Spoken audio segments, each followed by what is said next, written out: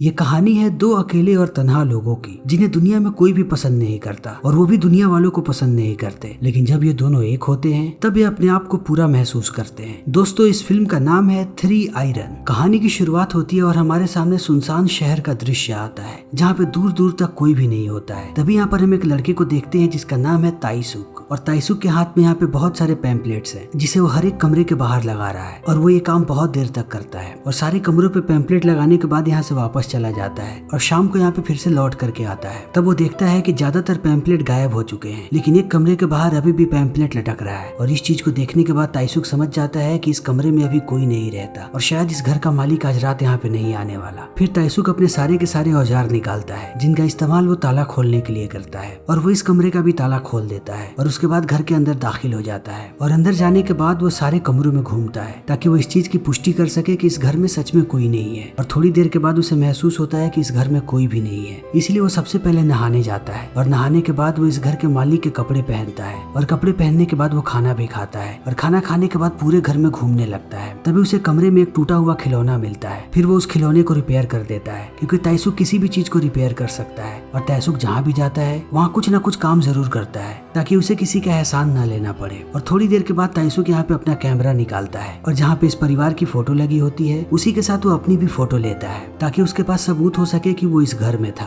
और तस्वीर लेने के बाद जाकर के वो टीवी देखने लगता है और टीवी देखते देखते रात में यहीं पे सो जाता है। लेकिन सुबह सुबह वह जैसे ही जगता है वो पूरे घर की सफाई करने लगता है और उसके साथ साथ वो यहाँ के गंदे कपड़े भी धोता है और पूरे घर को अच्छे से सजा देता है। लेकिन जैसे ही वो कपड़े सुखाने जाता है वो देखता है कि इस घर के मालिक बाहर आ चुके हैं और अब धीरे धीरे घर के मालिक अंदर आने लगते हैं। और वो जैसे ही घर के अंदर आते हैं उन्हें कुछ भी पता नहीं लगता कि यहाँ पे ताइसुक कभी था भी, क्योंकि ताइसुक अब यहाँ से गायब हो चुका है और वो फिर से अपने काम पे लग जाता है और हमेशा की तरह वो फिर से पैम्पलेट लगाने लगता है। वो सुबह में पैम्पलेट लगाता है और शाम में वापस आता है। तब वो देखता है कि घर के बाहर फिर से पैम्पलेट है, इसीलिए वो घर के अंदर दाखिल हो जाता है और घर में चारों तरफ घूमने लगता है और उसे लगता है कि इस घर के अंदर कोई भी नहीं है। तभी हम देखते हैं कि इस घर के अंदर एक लड़की भी है जिसका नाम है सुनो। लेकिन सुनो अभी बहुत ही ज्यादा उदास बैठी है और उसे शायद किसी ने पीटा है क्योंकि उसके चेहरे पे चोट के बहुत सारे निशान है और उसके साथ साथ उसके चेहरे पे एक अलग ही उदासी है और उसे देख करके ऐसा लगता है कि दुनिया से उसका विश्वास उठ चुका है। लेकिन ताइसुक को यह कुछ भी नहीं पता, इसीलिए वो हमेशा की तरह घर में घूमने लगता है। तभी यहाँ का फोन बजता है और जब सुनहाओ फोन नहीं उठाती तब एक आदमी उसे डांटने लगता है। ये आदमी सुनहाओ का पति है जो उसे कहता है कि मैं तुम्हें आखिरी बार समझा रहा हूँ, मैंने तुम्हारे लिए हर एक चीज की है लेकिन फिर भी मुझे पता नहीं लगता कि तुम्हें क्या चाहिए, तुम मुझे हमेशा ही परेशान करती रहती हो, लेकिन अब मैं तुमसे तंग आ चुका हूँ। लेकिन ताइसुक इन बातों पे ध्यान नहीं देता और वो हमेशा की तरह घर में घूमने लगता है। तभी उसे सुनहाओ की तस्वीर नजर आती है और वो उसके साथ अपनी तस्वीर खींचता है। फिर वो खाना बनाता है और घर में घूमने लगता है। तभी उसे यहाँ पे एक वेट मशीन मिलती है जो खराब है। तब हमेशा की तरह ताइसुक उसे भी ठीक कर देता है और वो मशीन अच्छे से चलने लगती है। तब ताइसुक यहाँ पे खाना खाता है और उसके बाद वो घर के सारे गंदे कपड़े लाता है जिसमें से ज्यादातर कपड़े सुनहाओ के होते हैं और वो उन्हें बाथरूम में बैठ करके धोने लगता है। और सुनहाओ बाहर से इन सारी चीजों को देख पाती है लेकिन वो समझ नहीं पाती कि आखिर ये आदमी कौन है और ये सब क्यों कर रहा है। लेकिन सुनहाओ को ताइसुक बिल्कुल ही अलग लग रहा है। जैसे मर्दों से वो मिलती है ताइसुक उनसे बिल्कुल ही अलग है, इसीलिए वो उसे डिस्टर्ब नहीं करना चाहती, वो सिर्फ उसे देख रही है। और ताइसुक को भी पता नहीं कि उसे कोई देख रहा है, इसीलिए रात में जाकर के ताइसुक सो जाता है। तभी सुनहाओ आकर के उसे देखने लगती है और अचानक ताइसुक की नजर पड़ती है सुनहाओ पे और वो उसे देख करके डर जाता है। फिर वो यहाँ से भागने ही वाला होता है। तभी यहाँ का टेलीफोन बजने लगता है और सुनहाओ जाकर के फोन उठाती है। फोन पे उसका पति होता है जो एक बार फिर से उसे डांटता है, लेकिन ताइसुक अब यहाँ से भागने लगता है और वो जैसे ही घर से बाहर आता है उसे सुनहाओ की चीखने की आवाजें सुनाई पड़ती है। लेकिन ताइसुक नहीं रुकता, वो अपनी गाड़ी स्टार्ट करता है और यहाँ से भाग जाता है। लेकिन बहुत दूर जाने के बाद वो फिर से अपनी गाड़ी को रोकता है और वो सुनहाओ के बारे में सोचने लगता है कि आखिर उसने ऐसा क्यों किया। उसे पता था कि एक अनजान आदमी उसके घर के अंदर आ रहा है, फिर भी वो चुप रही और उसने एक बार भी इसे जाने के लिए नहीं कहा, ना ही वो उसे देख करके डरी। लेकिन जब वो आ रहा था तब वो फोन पे किसी की आवाज सुन करके चिल्लाने लगी। इसीलिए अब ताइसुक को एहसास हो जाता है कि वो बहुत ही अकेली है और उसका अकेलापन बहुत ही ज्यादा गहरा है। और ताइसुक अब अपने दिमाग से सुनहाओ को नहीं निकाल पाता है, इसीलिए वो उसके घर पे वापस आता है। तब वो देखता है कि सुनहाओ वॉशरूम में नहा रही है, लेकिन वो वहाँ पर भी उदास बैठी हुई है और वो किसी और ही दुनिया में खोई हुई है। तब ताइसुक उसे डिस्टर्ब नहीं करता, लेकिन वो बाहर उसके लिए कपड़े निकाल देता है और सुनहाओ जैसे ही बाहर आती है वो उन कपड़ों को पहन लेती है और उसे पता है कि अब ताइसुक वापस आ चुका है। तभी उसका पति घर में वापस चला आता है। इसके पति का नाम है मिनग्यो और मिनग्यो जैसे ही सुनहाओ को इन कपड़े में देखता है वो गुस्सा हो जाता है और कहता है कि तुमने ऐसे कपड़े क्यों पहन रखे हैं। और इतना कहने के बाद वो एक के बाद एक कंप्लेन करने लगता है कि मैंने तुम्हें कई बार कॉल किया लेकिन तुमने मेरा फोन नहीं उठाया बेटा, आखिर तुम चाहती क्या हो। और इतना कहने के बाद वो सुनहो के साथ इंटीमेट होने लगता है, लेकिन सुनहो को देख करके ऐसा लगता है कि उसकी बिल्कुल भी रजामंदी नहीं है। लेकिन मिनग्यो को इस बात से कोई फर्क नहीं पड़ता और वो उसके साथ जबरदस्ती करने लगता है और सुनहो ऐसे ही एकांत में खोती जाती है। लेकिन मिनग्यो उसके साथ ऐसे ही जबरदस्ती करते रहता है। लेकिन ताइसुक इन सारी चीजों को देख लेता है, इसीलिए वो बाहर आवाजें करने लगता है। और इस चीज को देखने के बाद मिनग्यो रुक जाता है और वो सबसे पहले पुलिस वालों को इत्तला करता है और वो बाहर आने लगता है। लेकिन अभी ताइसुक बहुत ही ज्यादा गुस्से में है क्योंकि उसने मिनग्यो की हैवानियत देख ली है, इसीलिए वो गोल्फ बॉल से उसे मारने लगता है। मिनग्यो दर्द से कराहता है, लेकिन ताइसुक फिर भी नहीं रुकता और वो उसे बार बार ऐसे ही मारते रहता है। और एक वक्त के बाद मिनग्यो बेहोश हो जाता है। तब ताइसुक बाहर चला आता है और बाहर आने के बाद वो अपनी मोटरसाइकिल को स्टार्ट करता है,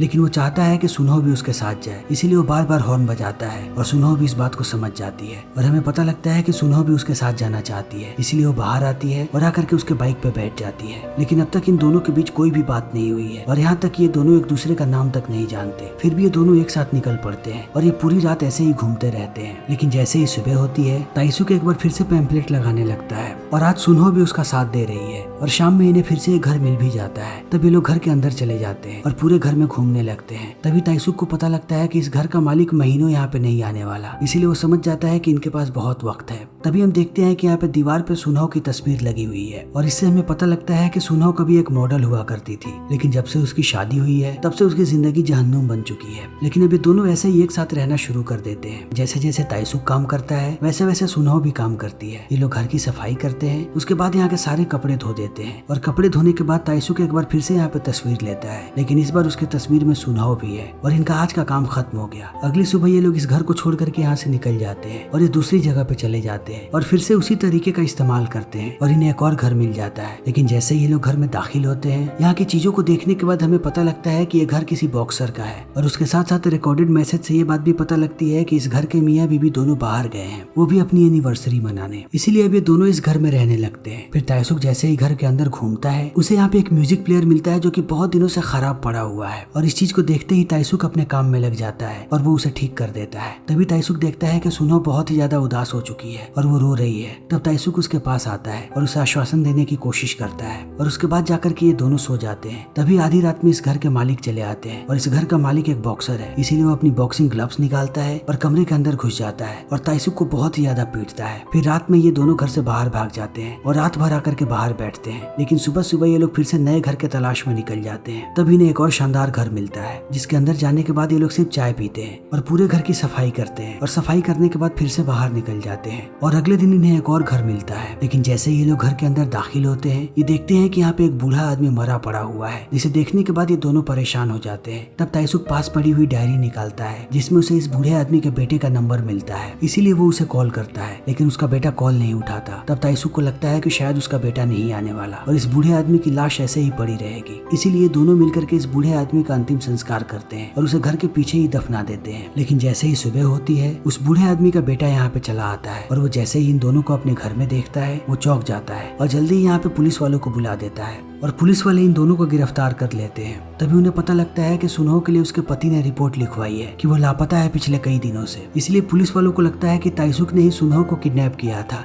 उसके साथ साथ जब ये लोग ताइसुक के बैग को चेक करते हैं, तब उन्हें वहाँ पे सारे घर की तस्वीरें मिलती हैं, जिसे देखने के बाद इन्हें लगता है कि इसने सारे घरों में चोरी की है, इसीलिए इस पे चोरी का भी इल्जाम लगता है और उसके साथ साथ ये खून का भी। तब ये लोग उसे पीटने लगते हैं और उससे पूछने लगते हैं कि वो लाश कहाँ पे है। तब वो बता देता है कि वो लाश घर के पीछे है। लेकिन जैसे ये लोग डेड बॉडी को बाहर निकालते हैं, ये देखते हैं कि किसी ने इसे बहुत ही पारंपरिक तौर पे दफनाया है, इसीलिए वो चौंक जाते हैं और वो लाश को भेजते हैं पोस्टमार्टम के लिए। तब इन्हें पता लगता है कि इस आदमी की मौत बहुत पहले हो चुकी है, वो भी लंग कैंसर के कारण, और ताइसुक ने उसे नहीं मारा है। तब वो लोग उन सारे घरों पे जाते हैं जिनकी तस्वीरें हैं ताइसुक के पास। तब इन्हें पता लगता है कि ताइसुक ने कभी भी कुछ भी नहीं चुराया है, इसीलिए अब ये परेशान होने लगते हैं और इन्हें समझ में नहीं आता है कि आखिर ताइसुक कौन है और ये सब क्यों कर रहा है। तभी सुनहो का पति आ जाता है और वो उसे लेकर के घर चला जाता है। लेकिन घर ले जाने के बाद वो एक बार फिर से उसे जबरदस्ती करने की कोशिश करता है, लेकिन इस बार सुनहो भी तैयार है और अब वो अपने पति को कभी भी जबरदस्ती नहीं करने देती। जिस चीज को देखने के बाद वो आदमी और भी ज्यादा वहशी दरिंदा बन जाता है और वो समझ जाता है कि ये सब कुछ ताइसुक ने किया है, इसीलिए वो पहुंचता है पुलिस वाले के पास और कहता है कि उसे ताइसुक चाहिए और उसके लिए वो कोई भी कीमत देने को तैयार है। और पुलिस वाला भी बिक जाता है और वो अगले दिन ताइसुक को लेकर के आता है एक सुनसान जगह पे। फिर मिनग्यो जैसे ही ताइसुक को देखता है, वो सारे के सारे गोल्फ बॉल्स को बाहर निकालता है और उनसे एक एक करके ताइसुक पे हमला करने लगता है, क्योंकि ताइसुक ने उसे वैसे ही मारा था और उसे मार मार मार के अधमरा कर देता है और यहाँ से चला जाता है। लेकिन इस चीज को देखने के बाद ताइसुक बहुत ही ज्यादा गुस्से में है और वो गुस्सा है इस पुलिस वाले पे, इसीलिए वो उस पुलिस वाले को मारने लगता है। और अब ताइसुक पे एक और चार्ज लग जाता है कि उसने एक पुलिस वाले को मारने की कोशिश की है, इसीलिए अब उसे जेल भेज दिया जाता है। लेकिन जेल में आने के बाद भी ताइसुक बिल्कुल भी शांत नहीं रहता, वो यहाँ से भी गायब हो जाना चाहता है क्योंकि ताइसुक किसी भी जगह पे एक दिन से ज्यादा नहीं रहा है, उससे हर रोज जगह चेंज करने की आदत है, इसीलिए वो यहाँ पर भी अपना कमाल दिखाना शुरू करता है और वो हर बार कोशिश करता है कि वो जेल से गायब हो जाए। और अगले दिन जब यहाँ का गार्ड आता है तब वो देखता है कि ताइसुक यहाँ से गायब हो चुका है, इसीलिए वो छटपटा के लॉकअप के अंदर घुसता है। तब वो देखता है कि ताइसुक बस दीवार के पीछे छुपा हुआ है। तब वो उसे वार्निंग देने लगता है और कहता है कि अगर तुमने अगली बार कुछ भी ऐसा किया तब मैं मार मार के तुम्हारा भर्ता बना दूंगा।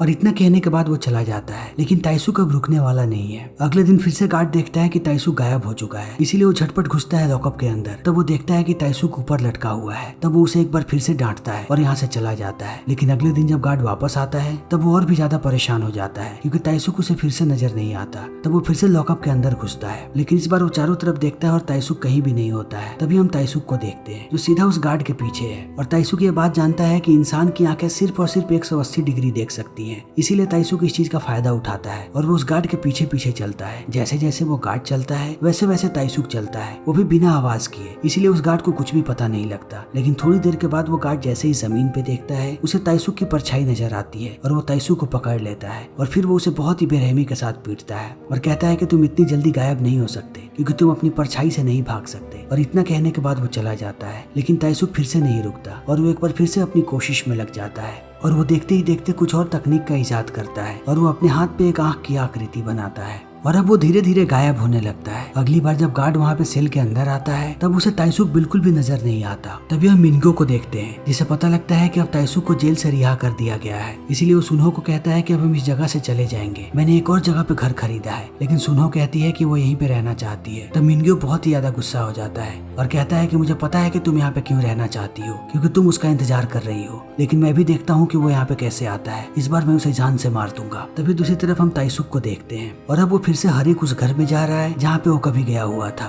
लेकिन इस बार ताइसुक दिन दहाड़े उन घरों में जाता है जब उन घरों में उनके मालिक होते हैं। लेकिन अब ताइसुक को कोई भी नहीं देख पाता क्योंकि ताइसुक ने अपने दिमाग और अपने शरीर को एक बना लिया है और उसे पता है कि उसे अपने आप को कहाँ और कब छुपाना है, इसीलिए वैसे ही खेल खेलते रहता है और उसे कोई भी नहीं देख पाता। तभी हम उसी बॉक्सर के घर को देखते हैं जिस बॉक्सर ने कभी ताइसुक को पीटा था और अभी वो अपनी पत्नी से बात कर रहा होता है। तभी उन्हें लगता है कि उनके घर के अंदर कोई है और वो जैसे ही हॉल में आते हैं उन्हें कोई भी नजर नहीं आता। तभी ये लोग देखते हैं यहाँ पे बॉक्सर की तस्वीर को जिसके दोनों आंखों पे अब उसने कागज लगा दिया है और इस चीज को देखने के बाद ये दोनों डर जाते हैं। फिर ताइसुक उसी घर में जाता है जहाँ पे सुनहो की तस्वीर थी और जब तक घर के मालिक को पता लगता कि यहाँ पे कोई आया हुआ है तब तक वो सुनहो की तस्वीर लेकर के वहाँ से गायब हो जाता है और एक के बाद एक घर में वो ऐसे ही घूमते रहता है और अंत में वो पहुँचता है सुनहो के घर पे। और धीरे धीरे मिनगो को महसूस होने लगता है कि उसके घर के अंदर कोई और भी है, लेकिन वो किसी को भी नहीं देख पाता। लेकिन सुनहो जल्दी ही पता लगा लेती है कि ये ताइसुक ही है और वो उसे छूती भी है। लेकिन ताइसुक को कभी भी मिनगो नहीं देख पाता, लेकिन ताइसुक हमेशा इनके आसपास ही होता है। लेकिन इस चीज को देखने के बाद सुनहो बहुत ही ज्यादा खुश है। वो गले तो अपने पति से मिलती है लेकिन वो किस ताइसुक को करती है। वो बैठे तो अपने पति के पास रहती है लेकिन वो अपने प्यार का इजहार ताइसुक से करती है और अब ये तीनों एक साथ ऐसे ही रहते हैं और सुनहो ऐसे ही खुश रहने लगती है। और जैसे ही मिनगो घर से बाहर जाता है ये दोनों एक हो जाते हैं और इसी के साथ ये फिल्म यहीं पे खत्म हो जाती है। तो दोस्तों हमारी आज की ये वीडियो यहीं पे खत्म होती है। अगर आपको हमारी ये वीडियो पसंद आई हो तो इसे लाइक करें, शेयर करें और चैनल को सब्सक्राइब करें। Thank you.